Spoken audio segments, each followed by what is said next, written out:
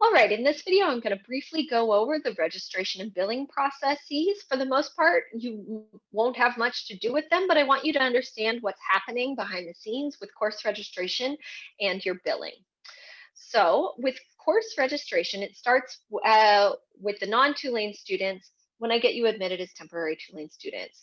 In 2021, I've already done that. You all should have received an email with your banner ID number, your Tulane username, and your email address, and a temporary password to set up your account. If you haven't gotten that, you need to tell me as soon as possible, and I can get you that information because you will need all of it to log into your Canvas account and your Zoom account and get ready to take the classes here in a few weeks.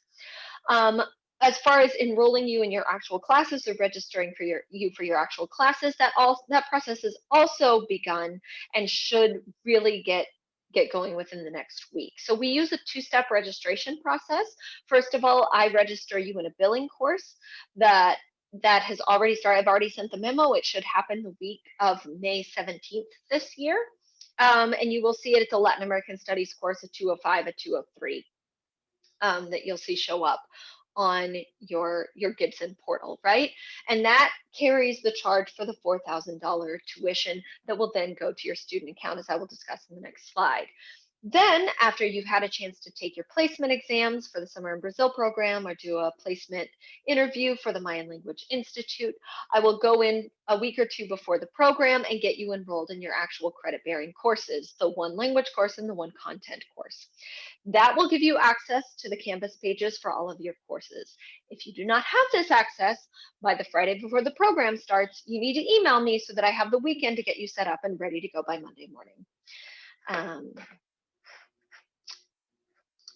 So, like I said, the billing process has to do with that first round of registration, which should take place the week of May 17th.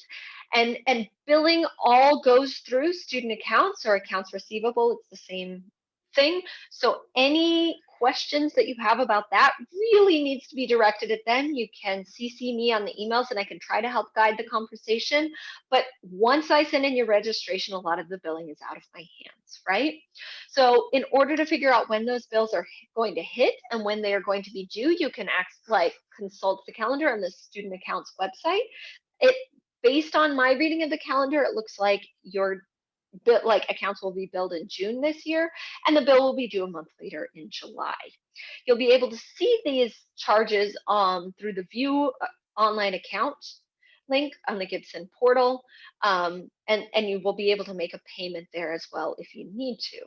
Now, if you're a FLAS recipient, how you pay that bill will depend on how your institution handles the payment.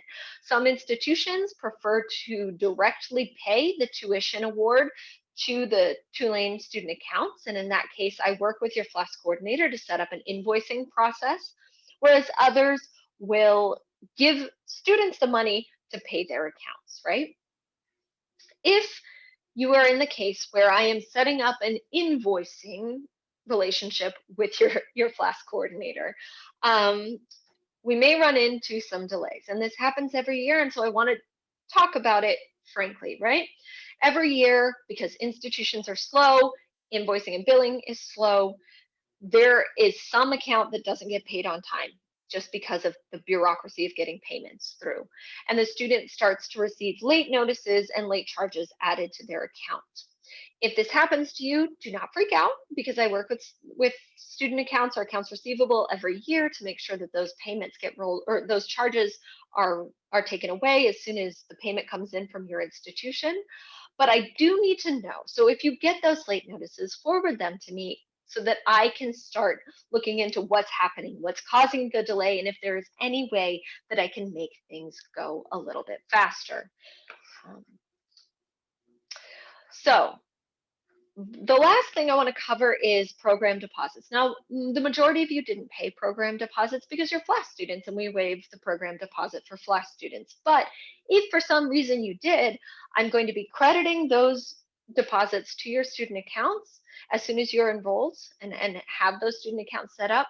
And it will show up either decreasing the tuition that you owe in the case of you paying the tuition, Or if your institution is paying your tuition, it will show up as a surplus. And if you have a surplus on your account, there is a way that you can request a refund.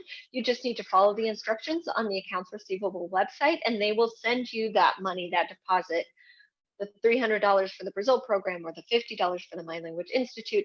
They will send that money back to you so that you will have access to it again.